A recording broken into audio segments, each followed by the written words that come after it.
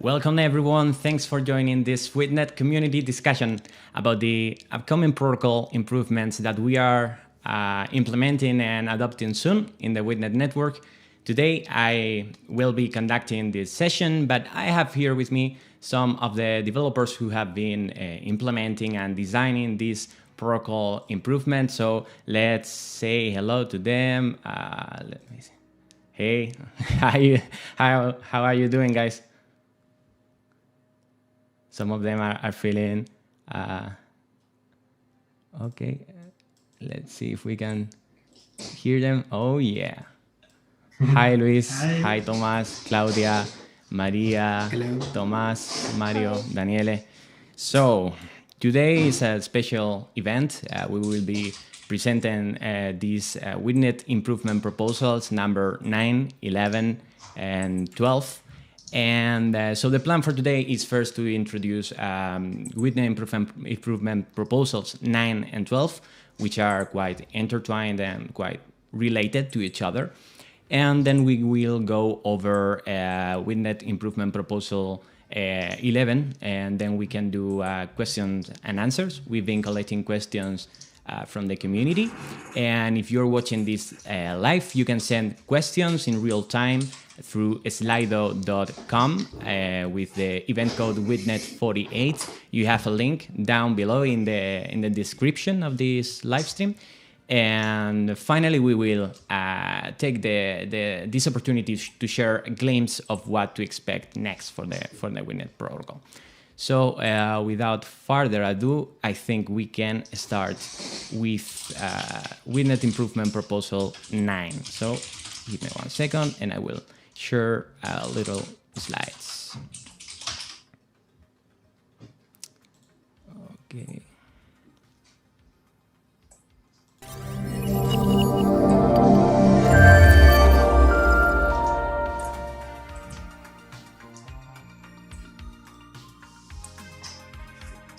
So, starting with Witnet improvement proposal 9 and 12, they are both related with mining eligibility. So, how likely is a particular identity, a node in the system, to be eligible, elected for proposing a block, or how likely it is for them to get their blocks accepted into the Witnet blockchain.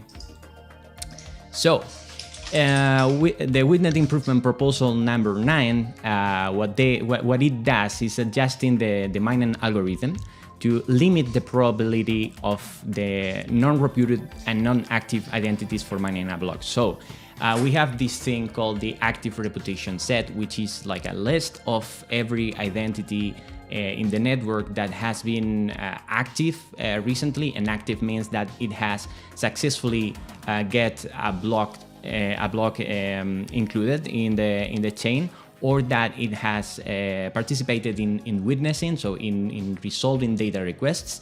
And we always thought that for mining itself, we wanted to have this set that allows us to compute eligibilities, so to attribute every identity a probability of proposing a block. And for doing that, you basically need a census. You need a list of or a rough idea of how many identities are there in the system. So by design in the mining algorithm, there's some prioritization for identities with reputation and identities that are active with respect to the identities that have just recently appeared in the system. Identities that hadn't mined any block or participated in any witnessing activity any recently. So the thing is that during the testnet phase and during the first as we approached mainnet, there were some changes in the protocol that made that created some imbalance between the probabilities of the newcomers, of the new nodes, in comparison to what it was originally designed.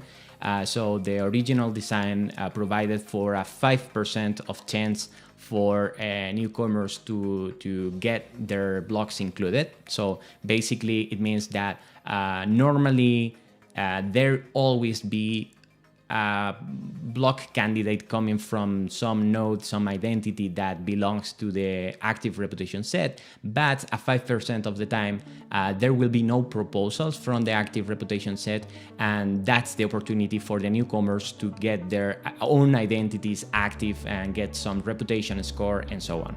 So with Witnet improvement proposal number 9, what we are trying to do is to recover that original balance in which 95% of the time the blocks are mined by identities that are known to behave, that are known to produce valid blocks and so on. And then there's a 5% probability for the newcomers, for the new nodes that are joining the system, to also have their opportunity to propose a block and also to get block rewards. That's mainly the idea. The author of this Witnet improvement proposal was Mario and Gorka, and I don't know if Mario wants to comment something else about it. No, not really. It was really well explained. So if there is any other question, we can answer later. Okay. Yeah, we will be answering questions later. So if anyone has any comments or whatever, we will be happy to address those. So basically, as per the specification of Witnet improvement proposal 9, when we receive a candidate, basically now the prioritization is first check basically the block candidates from identities with reputation have priority over those who don't have reputation.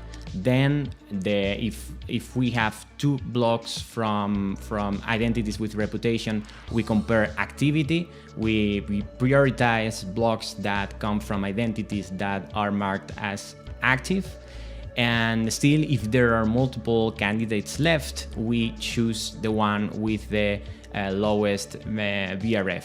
The VRF is the cryptographic function that we use for producing these eligibility proofs. You can think of it as a signature or a hash. It has different properties, but the result is roughly the same. It's a big number, and this and the identity that will get the smallest number, which is the most unlikely, and the let's say the one with the biggest luck is the one that is chosen.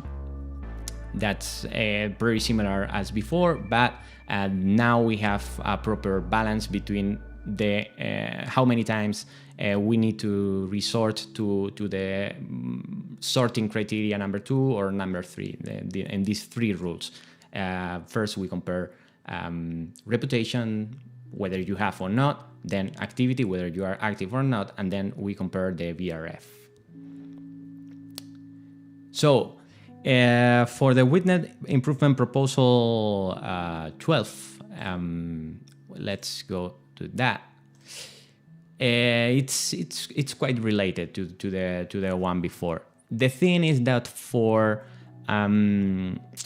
small sizes of the active reputation set, which is something that we have seen happening in situations like the one described in the WIP 10 document, this incident that we had in the network in February.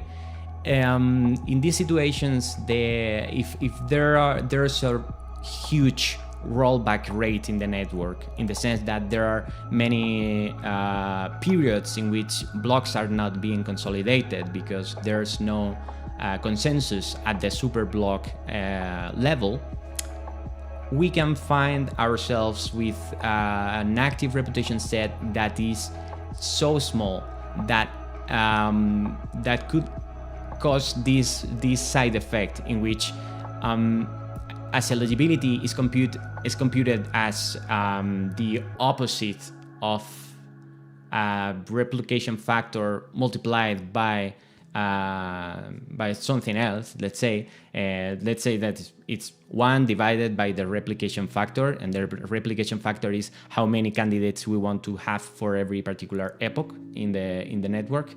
The thing is that if the active reputation set is smaller than this replication factor, or even if it's equal or close to that number, the probability for the identities inside the active reputation set is more than 100. Actually, it's just 100% is the probability. So this would be obviously this is not good for the decentralization of the protocol, because it would really concentrate the responsibility of adding new blocks in a few identities, the ones inside the active reputation set, which will remain active over time and will prevent other new identities from joining the active reputation set. So in this scenario in which the active reputation set is smaller than the replication factor, even the measures that we described before from the Witnet improvement proposal 9 wouldn't be effective at all, because even if you provide for some specific percentage of times in which there are no identities from the active reputation set that will be eligible for proposing blocks, the thing is that in this situation they always have 100% probability, so their candidates are always prioritized over any other candidate. So there's no real opportunity for anyone outside of the active reputation set to get their blocks consolidated. So with Witnet improvement proposal 12, what we are introducing is a maximum eligibility threshold, or you can see that as a minimum difficulty. Because eligibility and difficulty is just the same, just only if you it's the same, but we can think of it as eligibility if it's a percentage, if it's from 0 to 1, if it's normal, and you can think of it as difficulty when we are talking about the size of the active reputation set, because if you are operating one identity, you are one against the active reputation set, or the size of the network. So you can see it one way or another, but basically it's the same. So if we are talking about maximum eligibility, it's the same as minimum difficulty. So this translates in this case that if we are introducing a minimum difficulty of 2000, it's the same as a maximum eligibility of if I'm not if I don't misunderstand, it's 1 divided by 2000 multiplied by the replication factor. Is that correct, Luis? Yes, it's correct. You have to take into account the active reputation set quantity of nodes. Yeah. What's the replication factor right now? The replication factor right now, I think, the replication factor is 7. Okay, replication factor is 4, but we have also a backup factor that is to 7, because we have different slots, but it's another complex part. Good. And also we have to take into account the active reputation set length with the replication factor and with the difficulty. Mm-hmm, mm-hmm.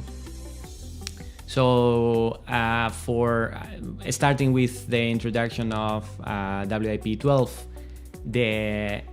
basically we are creating like a imaginary minimal size of the active reputation set. So this translates to something quite simple, which is that every time that the active reputation set is smaller than 2000, we are not using the size of the active reputation set for calculating eligibility. We are using this number 2000.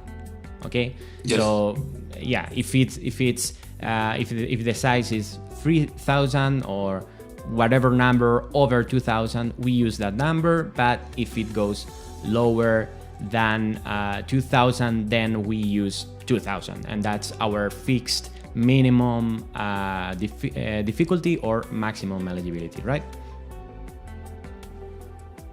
Right. Thank you. So for this initial difficulty, there was this consensus constant in the system called initial difficulty, which is the difficulty that was used right after the genesis block of the mainnet, the first block in the mainnet. When the network started, we needed to fix some initial difficulty because we didn't know the size of the network, we didn't know what the identities would be, so we had this initial difficulty. So what we're doing now with WIP 12 is repurposing this constant, this protocol constant from initial difficulty to minimum difficulty. Basically, it's giving it some new purpose, but the value will remain the same, which is 2000, which is a number that back then, when we thought of the consensus constants for the mainnet, we considered a number that made sense, taking into account the kind of activity that we had seen on the testnets, on the last testnets. And in this case, we think that it's still relevant, this number, and we have seen this number work perfectly for the initial times of the network. So this should work now just as well. These consensus constants, as you may know, are constants at the protocol level that if you try to change these constants in your own node, it will modify. It will, if you change one of these constants, it will result in what we call a magic number being also modified. And this magic number is always exchanged when you peer with other nodes in the network. So what happens is that if a node changes one of these really important consensus constant, it will stop peering with other nodes in the network, and this is important for preventing things like replay attacks in the context of a hard fork, especially a contentious hard fork, one that happens because someone decides unilaterally to make a change in the protocol, right? So I think we can go with Witnet improvement proposal 11 that is not related to mining eligibility. It's related to some other part of the protocol, which is not mining, but in this case, it's super block voting. And WIP 11 is all about how we select the voting committees. So the list of nodes, of identities that will be in charge of voting the superblocks. The superblocks are these data structures that are exchanged across the network every 10 blocks for making sure that everyone is on the same page and for getting finality on the transactions that are contained inside the blocks that are being confirmed by these superblocks.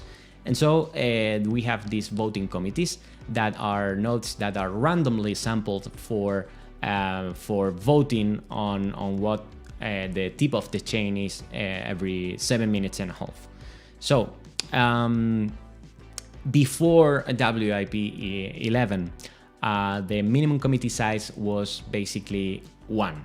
The thing is that we always start with a committee size of 100, and if there's some problem to find consensus to achieve 2/3 consensus of the network on what is the tip of the chain, we go and reduce the size of the committee by amounts of 5. So we go from 100, 95, 90, and so on. And the minimum committee size, it always was 1, and this is quite problematic. Because in the scenario that we mentioned before, in which there's poor consensus because maybe there's a bug or there's a big percentage of the network that leaves the network. I mean, maybe one or a couple of big node operators stop their nodes around the same time. We would find a situation in which there's never 2/3 support for any tip of the chain. And then the committee size is reduced again, and you end up with a committee size of 1. With a committee size of 1, basically every single vote for a super block could be consolidated, and it's something that we have seen happen before, and it's quite problematic, because recovering from that requires a lot of coordination within the community for choosing what is the right tip of the chain, like what is the valid chain, the best chain, and to allow to make all the rest of the nodes who are not in that chain to roll back and go to that chain, basically. So that was one problem that we are trying to solve here. The other one is that the choice of the committees was very limited. So in this scenario in which we are reverting, rolling back blocks all the time, the committees would tend to repeat very, very easily, very, very often, and that's basically defeating the purpose, because from the kind of network that we have today, in which we have hundreds of thousands of different identities operating, if not 1 million, as we've seen at some point, you can basically sample a huge amount of different committees of a fixed size. If you can pick very different combinations, and each different combination is a new opportunity to bring consensus to the network. So with the system that we had before, if we had imagine 1 million nodes and we need a committee of 100 nodes, basically you divide 1 million by 100, I think the result is 10,000. So there are 10,000 different committees that can be sampled from that. But the thing is that as the committees are sampled from the active reputation set, the active reputation set is never that big. So the active reputation set is normally around 10,000, 15,000, something like that. So basically you can sample from 100 to 150 different committees with the system that we had before. So we are trying to improve on that. And also one silly thing about the system is that as the minimum committee size was 1, as you went down 100, 95, 90, and so on, when you arrive to 5, you go from 5 to 1, and then you are only reducing 4, and when you go up, you go from 1 to plus 5, 6. So the way down and the way up is not symmetric, because the first step around the 1 would be 4 or 6, and then when you are hitting 100, the same happens. It would if you are going down, it's 95, but if you are going up, it's 96. So that's really not that important, but it's not very elegant, let's say. So with the Witnet improvement proposal 11, we are setting a minimum committee size of 50. So the committee size can only be reduced to 50, which we've seen that is enough in the document, in the WIP document itself. You can see the probability simulations for how long can the network be without consensus for a committee size of 100 and for a committee size of 50. This reduction is basically done for allowing for accounting that at any particular time there could be a percentage of the network that could simply go down, or the operators could decide to leave the system, and this committee reduction allows to recover from that situation. So one other thing is improving the randomness of the committees, which now won't repeat easily in the simulations that we have been running. We haven't seen any repetitions I think Thomas ran the simulations. How many rounds of simulation there were, and without finding any repetitions? Well, I don't remember, but a lot. So. Yeah, I think I think. Yeah, I think we have the simulation is inside. It's like a test inside the source code of Witnet Rust, right? Yes, I was. I think the simulation achieved like 1 million of combinations, different combinations of committees. That's great. That's great.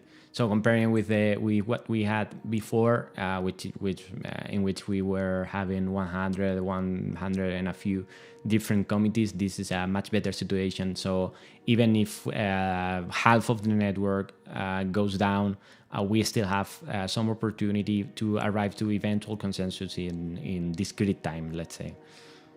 Which is great, because it's something that we have had a couple of episodes like that. One in the few weeks of the mainnet, and the other one in February, as we mentioned. And this should really prevent that from happening again anytime soon. And as the minimum committee size is now 50, that's a multiple of 5. And if you have a multiple of 5, you don't have this asymmetry problem. So now it will go from 195, 90, all the way down to 50. And then when it goes up, it also uses steps of 5. So it will go all the way up to 100 with equal steps. So that this simply looks better. And not much to say to that sense. So let me. So as you all probably know, Witnet 1.2 was released yesterday, and this latest release already include all the protocol improvements that we have explained today. And it is programmed to for an automatic activation of all these new validation rules and all the changes in the protocol. So you can upgrade your nodes if you upgrade your nodes today or at any time before the activation date, which is April 28th. Your node will simply behave the same as before. It will continue acting the same and enforcing the same validations rules as we had before. But when April 28th arrives at 9 a.m. Universal Time, the node will start enforcing all the new validation rules, all the protocol changes, and from there on, all these new rules will be the ones into force. So the upgrade mechanism is the same as always. I will show you later, just in case there's someone new who are not familiar with the process. It's super simple. It's 3 steps. But first, I think it's time for questions and answers. So I will project the questions. There we go. So someone's mentioning that in the Russian chat, you know that we have this Russian community on Telegram. They heard about big updates and they are asking whether we can talk about it more. Okay, these big updates, it could be a lot of different things, but probably they are talking about what we are discussing today, all these protocol upgrades that are also requiring node operators to upgrade their existing nodes, to update the nodes, as we will show later how to do it. But also there are a lot of things going on in Witnet, and we will be speaking about that. We want to give you a glimpse on that later, but also we will be doing an AMA, an Ask Me Anything event later this month. So today, we, for the sake of keeping the discussion purely technical around the protocol improvements, we will be focusing on the questions related to these protocol improvements, and then we can address all of the rest of the questions in the AMA, or we can directly answer them on Telegram. But we want to keep this focus on the WIPs. So possible to do this YouTube stuff bi-weekly? Yeah, that's totally something that we want to do. Doing this. You know that we used to do sprint reviews every 2 weeks in which we presented the progress. That's something that was hard to maintain right after the mainnet phase, but I think that we are now in a good position for recovering that, adapting it to this new context. Because also there are other teams in the ecosystem working on different stuff, like the WIP swap thing, and they will probably also it would be great if they could also participate and present their progress. Someone else is asking about what hard fork mean and whether they will get an airdrop. Yeah, this hard fork word came from it's a Bitcoin. It's a Bitcoin word, let's say, and it's quite popular, but it can mean a lot of different things. So when we say hard fork, we actually mean an upgrade that, if not adopted widely in the network, it could cause the network to fork, to have multiple versions of the chain that are not easy to reconcile, to merge in the future. Okay, so basically it's the situation in which there are nodes that are updated, there are nodes that fail to update or didn't want to update, and therefore they are enforcing different validation rules and they are not compatible. So it's only a matter of time that they consolidate different blocks and they will end up in versions of the chain that are excluding each other. What's the big integrator you talked about a few months ago? Are you ready to reveal it? We are not ready to reveal it because there's some additional work that needs to be done on their side right now, but we hope that we can announce it really soon, because it's taking much longer than we expected, but I'm quite confident that we can announce it in the Ask Me Anything event at the end of the month. How many miners are there? That's a tough one. Actually, we have explained this sometimes. I think we have some write-up about it. I will share it on Telegram or Thomas, if you can find it and share it on Telegram, that would be great. The thing is that the way that the protocol works, it's super difficult to find out how many nodes are there.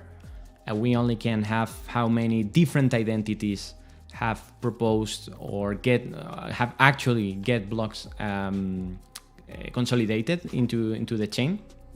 That one thing that we can do is actually get an estimate on how many identities are there in the system based on how unlikely it is to find VRF, this eligibility proof that is so unlikely. So when you are setting a difficulty, the fact that there are VRFs from some identities that are that would be valid also for much higher difficulties mean that the size of the network is an amount of times bigger than what we are accounting for.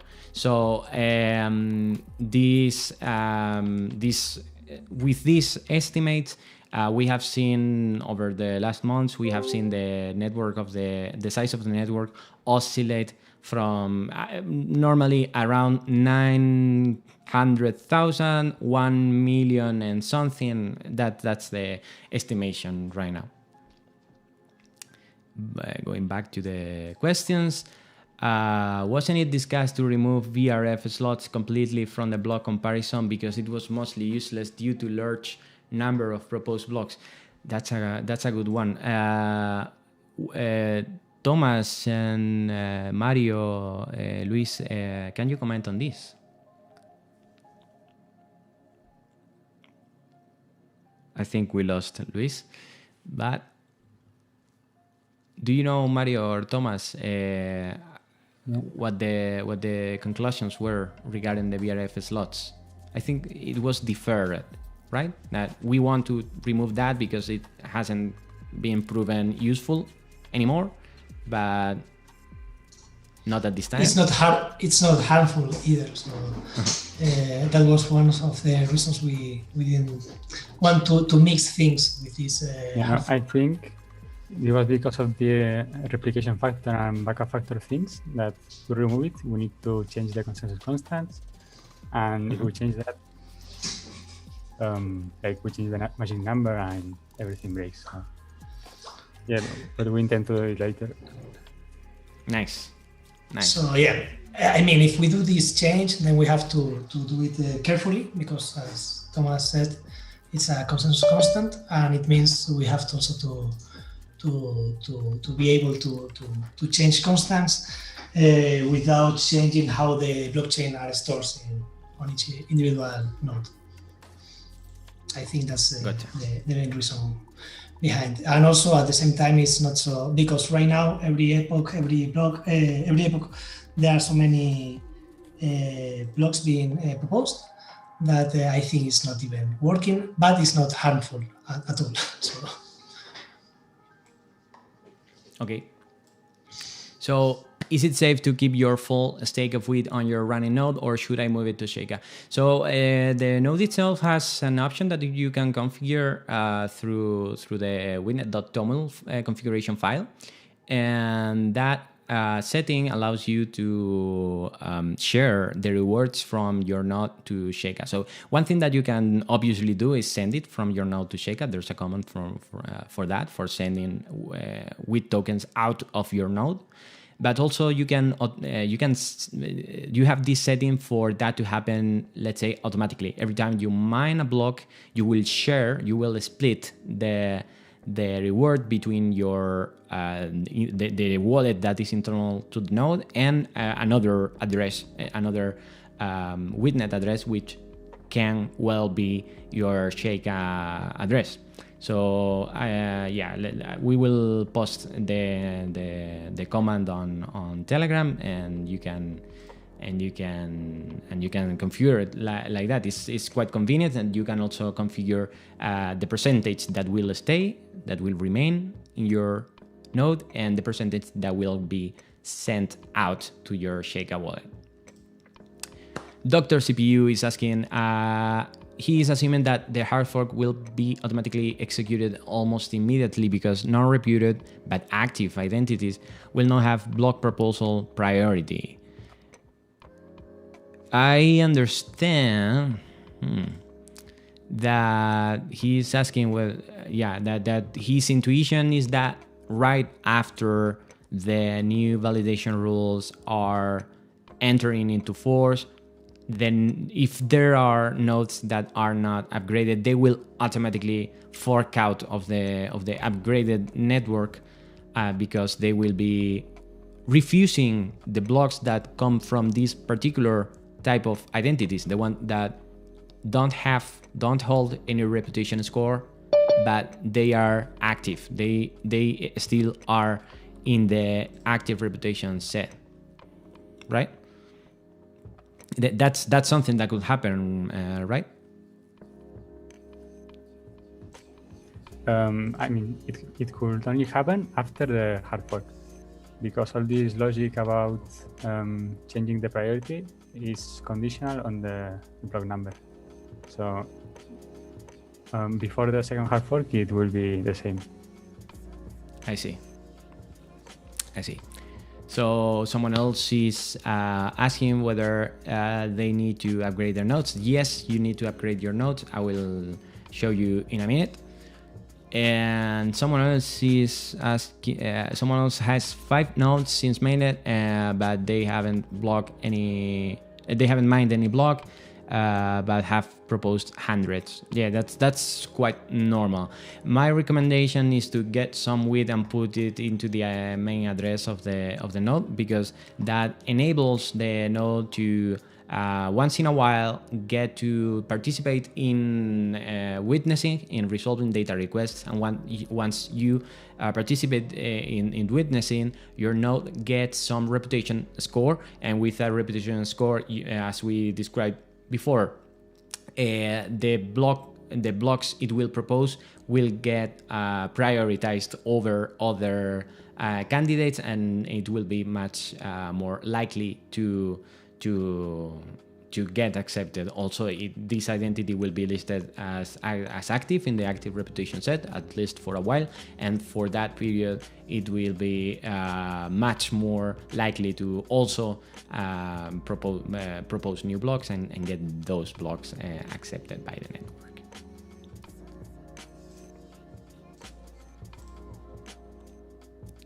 So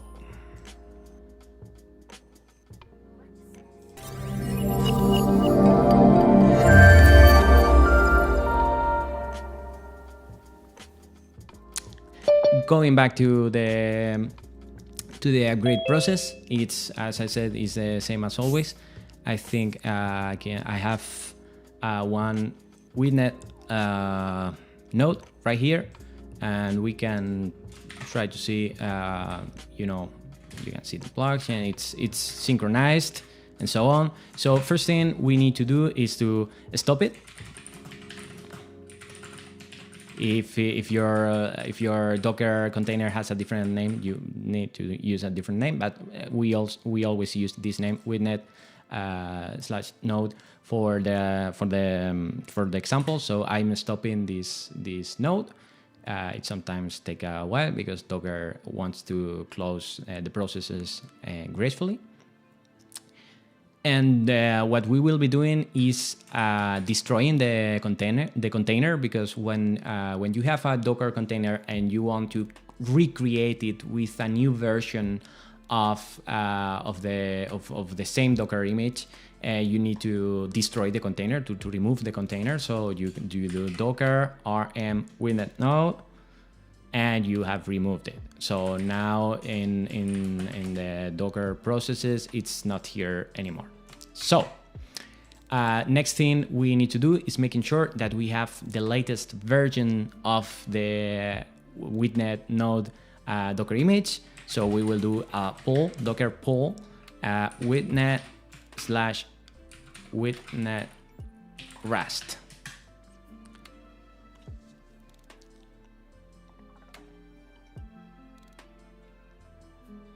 Great.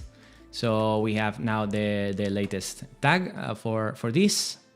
We could also, if we want to force a particular version, we can write the version, and we can download this specific version, for example, 1.2. No problem. So next thing would be recreating the container. In this case, I will use the default command, which you can find in the Witnet documentation. docs.witnet.io. And in the run a node section, you have this one-liner, just like that. So this will again create a Docker container detached with the name Witnet node, using this folder as the storage, which is what Docker calls volumes, publishing the public port of the Witnet protocol, and telling it to restart always, so that if the process fails, it keeps restarting, and then the name of the image. You can do it like this, or you can write the specific version. It will be the same. You can run it. It will run in a detached mode because I used this D option, but basically it's running. We can see the logs and it's running. And if we try to check the version, we will see that we are running Witnet raw, Witnet Rust 1.2. So it's that simple. It's a 1 minute thing. It's super simple. And this is the process always. This was the same process for going from testnet to mainnet, and then for every upgrade, it's always the same. It's super simple. You can even make a script that does that for you. Okay. So, give me 1 second. Oh yeah. As I said before, we didn't want to lose this opportunity to give you all a glimpse on what's being worked right now and what to expect from the Witnet protocol in the coming weeks and months time. So I want to share this with you. So what's next for Witnet? Some things that are will keep us quite busy in the coming weeks and months will be this new Witnet improvement proposal, establishing a process for node operators to signal support for the future protocol improvements. So basically, it's a system for that makes activation of protocol changes conditional on support by a certain majority of the network. This is to prevent a scenario in which some new protocol rules are activated before everyone has upgraded, and then we end up with a severe hard fork that is really hard to recover from, right? With this, we can actually, once we have this, we can actually propose changes in the protocol and try to enact them more securely and also faster, because we don't need to be caring that much about people upgrading or not. There can be an initial activation date, and from that date, at any time in which a particular protocol change has more than 80% support, we consider that safe. Then that measure, that protocol change, is considered activated immediately. That's roughly the idea. Then we are having this Ethereum Witnet Bridge MVP live on the Ethereum mainnet really soon. This component is the one allowing Ethereum smart contracts to interact with Witnet, to send data requests to Witnet and then get the results back. And we have the minimum viable product, let's say, ready to deploy on the Ethereum mainnet in the coming days or weeks. That's something that will happen immediately. And from there on, we will be improving that bridge in terms of scalability, gas costs, and also decentralization, because this first version will be one in which only Ethereum Foundation can report the requests and the results, but the end goal is to have it totally open for anyone to participate in that and to earn fees relaying the requests and the results from one side to another. One other thing that we are actively working hard is integrations. As we said before, sometimes we cannot publish those or put them into production because when you are working on integrations, there are two sides, and both sides have different timelines and so on, and sometimes it's hard to make them all work together. But yeah, that's something that probably many of them will be announced in a row, because we have been working really hard on those, and some of them got delayed. And then the WITSwap EWIT thing, which is ERC20 representation of the WIT token on Ethereum. I know it's progressing fast, and the guys working on this are getting the code audited by some Solidity auditors. and probably they will be able to announce some dates or some estimation in the Ask Me Anything event that we will hold at the end of the month. Then we will be probably working on adjustments in the protocol for ensuring that late block proposal is harmless, because we have seen some identities that for whatever reason they propose blocks very, very late between inside the protocol epochs. So that is causing that's very prone to cause the network to fork, and that's the main root cause for the rollbacks that we see often. And we want to ensure that that kind of behavior is just neutral to the network, that it doesn't do any harm. And also work is being started soon on the web wallet, which is something that many people have been asking for. A wallet that doesn't need to sync, because the wallet that we have right now, the Sheikah Witnet wallet, is let's say it's a fully decentralized wallet. It really looks, it goes over every single block in the chain, looking for the transactions that are going in or out of your wallet. And with web wallets, we are having another option for people who don't care that much about privacy or decentralization, and that they only want to have something that simply works and show their transactions and so on, and they don't care about synchronizing the chain for hours, right? And also we will probably be working on improvement proposal for introducing multi-signatures in the transactions.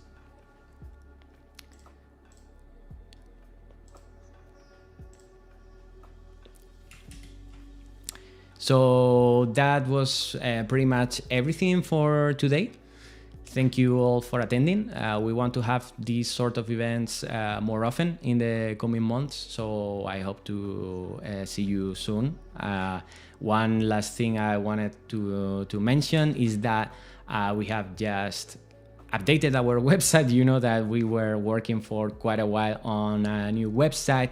We wanted something super complete, something super thorough, explaining everything in the protocol, and we eventually settled for something much simpler, that you can go to witnet.io and you can see it. Everything important is linked right there. You can find the block explorer, you can find the documentation, you can find the truffle box, you can find every single piece in there. And then we will be expanding this website and adding all that content that we are producing for making sure that the website not only gives you this idea of everything that exists, which is what we deploy today, but also it gives you more detail for those of you who are really hungry for more information about Witnet. So thank you for attending again, and see you soon.